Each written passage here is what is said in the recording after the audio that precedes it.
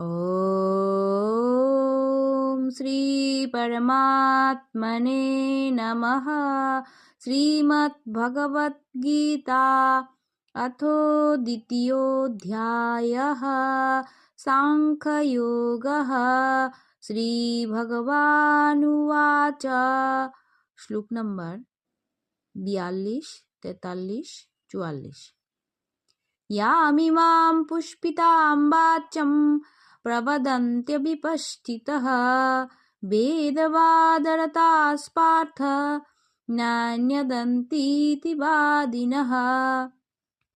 कामात्मानस्सर्गपरा जन्मकर्मफलप्रदां क्रियाविशेषबहुलां भोगैश्वर्यगतिं प्रति भोगैश्वर्यप्रसक्तानां तया परितचेतसां व्यवसायात्मिका बुद्धि समाधौ न विधीयते। অর্থাৎ, হে পার্থ, মধুর ভাষায় কিছু লোক বেদের কর্মকাণ্ডের কথা বলেন, তাহাদের অন্য কোনো তত্ত্ব নাই। জন্মকর্ম ফলদায়ক বিভিন্ন ক্রিয়াকলাপযুক্ত ভোগ ঐশ্বর্যে সর্বদা কাম্য ফলদায়ক স্বর্গকামী হয়।